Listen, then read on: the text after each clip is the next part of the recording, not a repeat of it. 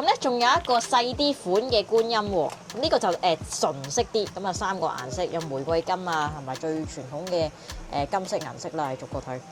玫瑰金先，呢個超細 size，都係一個手指頭咁大到嘅啫。咁如果細細地擺喺其他牌隔離去供奉都 OK 嘅呢個。咁下面有個符印，3隻顏色又係好立體，咁後面係咁嘅。好，跟住仲有金色同銀色，銀色。但好清楚㗎，雖然細粒，但係佢好清楚㗎，都係一樣好和藹可親咁樣嘅傳統觀音樣啦。包殼就可以帶住，平時咧屋企擺喺供奉嗰啲都得，保平安啊、成願啊、保護一家人嘅觀音。跟住咧就輪到黑白無常咯喎，黑白無常。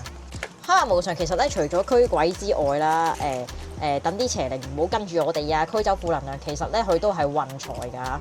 五鬼運財。係啦，五鬼其實即係有黑白無常咧，就係可能招財方面啊，或者喺啲運氣上啊、財運運氣上都會好啲嘅。又係啦，佢最中意就係骰仔啦，骰仔就係一啲平時一啲可能賭運啊，但唔係建議賭錢啊，係增加運氣啫。咁呢個咧就係我哋好耐之前都有一個黑白無常嘅牌，就咁樣四四方方嘅。咁同一個師傅做同一間廟嘅。咁有時啲人咧佢哋都會好奇去問啊，佢話我都有帶黑白無常啊，通常我都係見台灣嗰邊先有啊，或者馬來西亞。咁我點解泰國師傅都會出嘅？咁因為其實呢間廟咧，屈正呢間廟咧，佢本身都係挨近馬來西亞嗰邊嘅。咁有時佢哋都會有啲互相文化影響咧，咁就會有一啲可能馬來西亞都流行嘅神嘅牌，咁佢哋都會做出嚟嘅。咁你話喂會唔會唔得㗎？你泰國馬來西亞啦，做咩會黑白無常㗎？咁你有時你見到泰國都有啲關二哥嘅牌喎，咁奇怪嘅。咁其實本身你泰國佛教入邊，我哋好多神都唔係泰國㗎啦。咁所以其實好多時啲文化融合咧，會有其他神或者有嗰啲法門佢哋傳咗過去都唔出奇嘅。係立體啦。有錢袋啊、招財符管啊、運氣啊，同埋啲寶石咁樣嘅呢個。師傅做得出嚟，梗有佢原因嘅。係，一定有根有據，唔會亂整。呢個就南屏媽媽啦。如果係生育啊、家庭啊，有啲反光嗰個殼，好輕身嘅。佢係一啲靈木咁去做嘅。生育啦、母子平安啦、屋企啦、守護屋企啦，因為佢係媽媽嚟㗎嘛，咁啊守護屋企啦，都會擺南屏媽媽嘅。咁後面咧有啲經文咁樣，靈木啊，靈木都係招財嘅，其實非常輕身呢個，擺喺度供奉又得，或者拆殼供奉都得嘅呢個。南屏媽媽好得意啊，好可愛。呢個淨係攞一粒，因為見個藍色幾靚。係呢個就海藍色。孔雀王古巴利亞察主持大法會做嘅一個象神。品牌又係輕身啦。如果細塊啊，或者小朋友帶會容易啲，因為細塊嘅呢個其實細塊品牌輕身。海藍色象神又係成願力好高啊！身體健康啊、智慧啊、小朋友讀書嗰啲全部都好好嘅，大人都係嘅，建功啊嗰啲都有嘅。呢個就係另一個象神。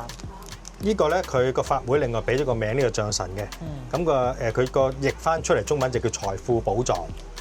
財富寶藏即係更加招財啦。其實師傅嘅祝福都好重要，話象神有象神嘅功效，跟住咧師傅咧就特別再加添招財嘅法門嘅。咁呢個牌咧就係去過唔同地方俾師傅開光嘅，即係其實都係一啲唔同嘅大法會啦。入邊有兩個最出名嘅師傅咧，一個就係龍撲蓋。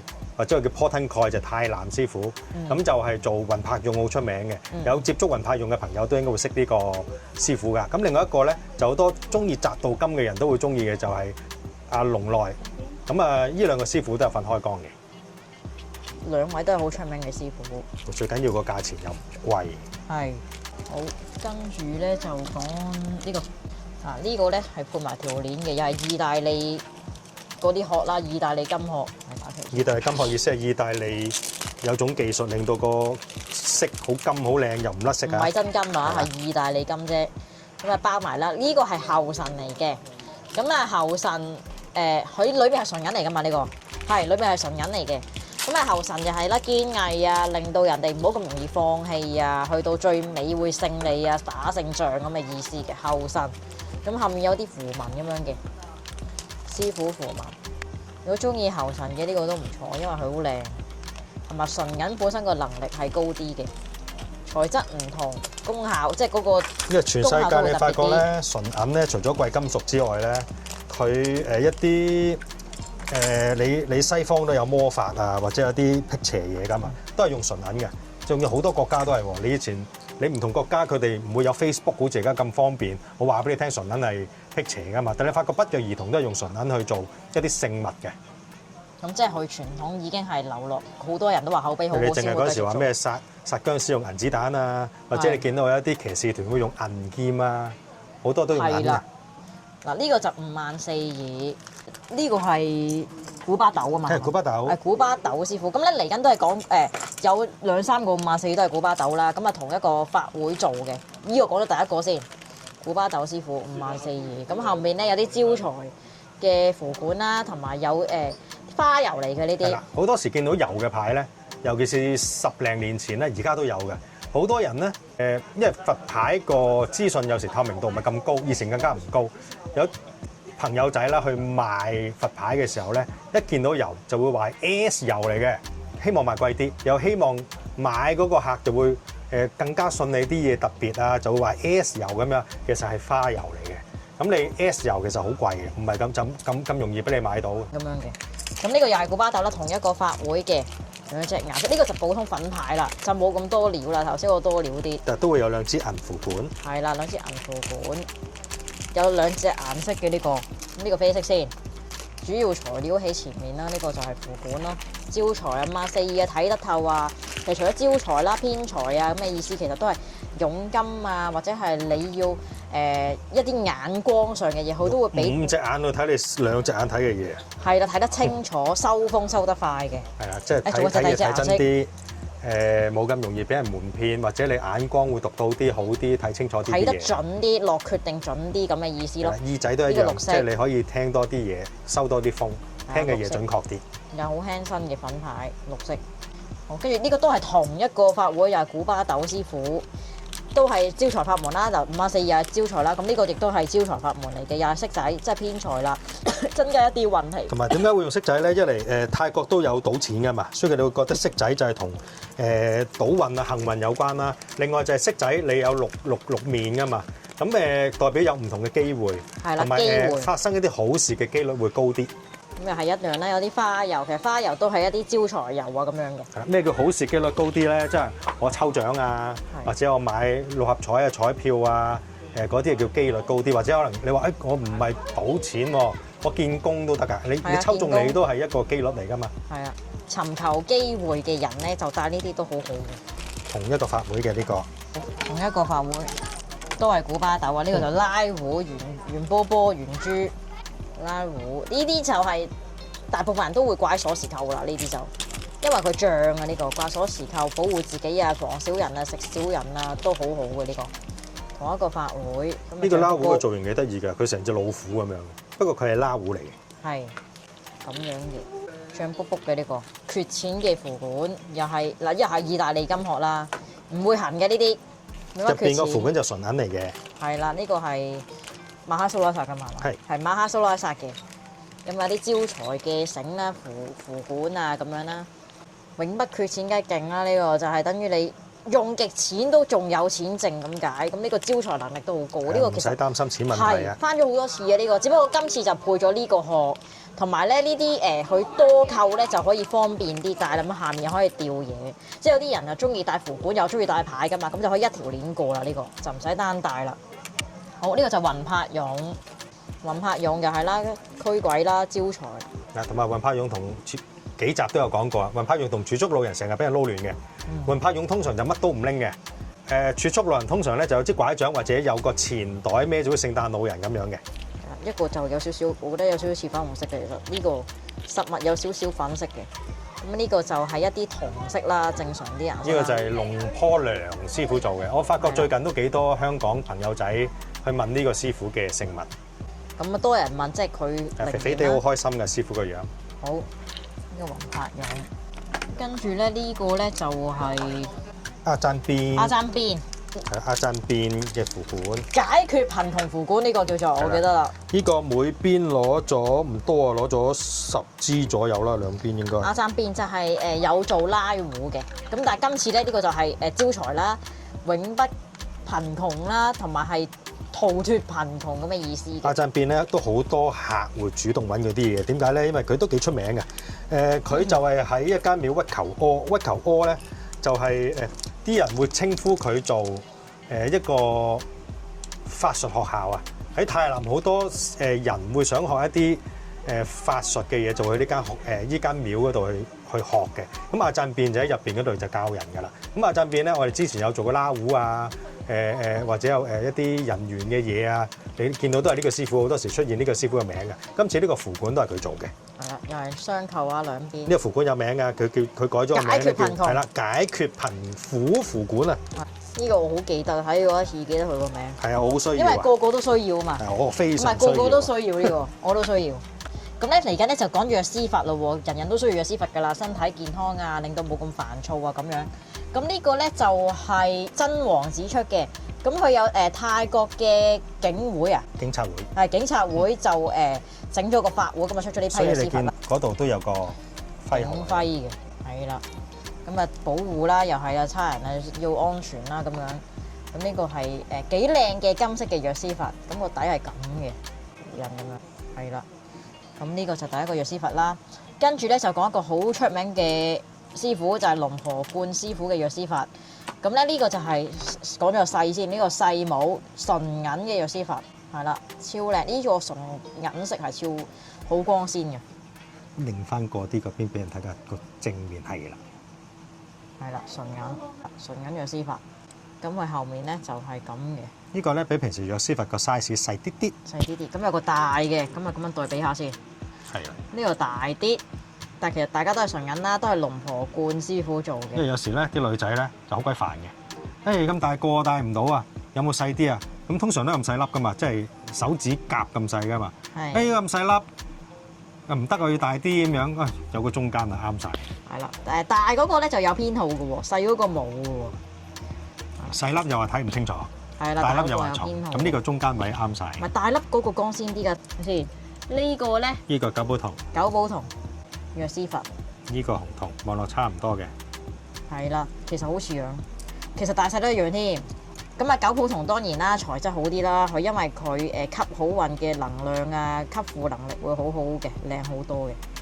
咁但係話紅銅都 OK，就係其實都係保護身體健康。呢個都係屬於中 size。係啊，身體同埋好扁嘅呢個扁身㗎，唔會突出嚟㗎呢個扁嘅。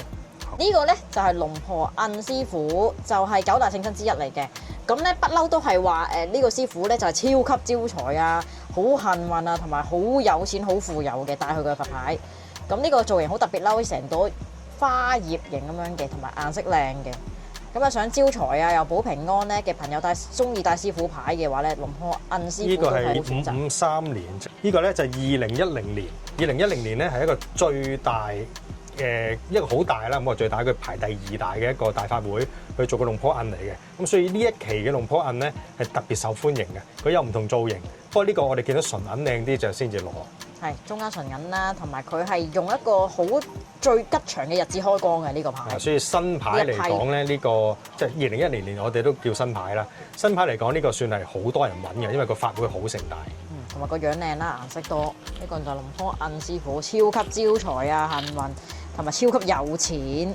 好，跟住咧嚟緊咧就講鬼王啦喎。鬼王咧就係最出名嘅師傅先啦，龍婆熱師傅。咁佢有好多唔同嘅鬼王，但係其實造型差唔多嘅。係啦，只不過好多版本，好多唔同嘅年份出啫。龍婆熱嘅鬼王好中意用呢個類似盾形下箭嘴咁樣啦，我覺得似。呢個係中間都係純銀嚟嘅，咁啊後面係咁樣一啲符文啦。呢個第一隻顏色先，呢個紅色嘅龍婆熱。咁咧跟住咧呢個就係另一個版本啦，就金色，又係一個盾形下箭嘴。2020年係啦，都係龍婆熱，仲有個尾包殼，係有個尾包殼，係下箭。其實呢個就咁戴唔包殼都得嘅，因為佢本身有個有個窿啊嘛，咁啊可以戴咯。咁啊想薄身啲，又想有個鬼王旁身啊，保平安啊，唔好有朋友仔跟住自己啊。咁呢個都 OK，唔包殼都 OK 嘅呢個。好，呢個就係啦，純銀。但純銀咧就特登開有個窿就封咗嘅，咁呢個一定要包殼啦。見唔見到有少少藍藍地、黑黑地啊嘛，藍藍地色啊？呢個咧就係自然氧化嘅，可以洗咗佢嘅，但係我哋唔會洗嘅，因為有啲人覺得佢有呢個天然變咗色咧，咁又唔係話好肉酸嗰種變色咧，佢哋會中意嘅，佢覺得係一個自己個牌個記號。係啦，呢個就係鬼王龍破葉純銀。超靚啊！有啲好反光咁嘅色。好，跟住咧就講呢個咯喎，呢個咧就特別嘅。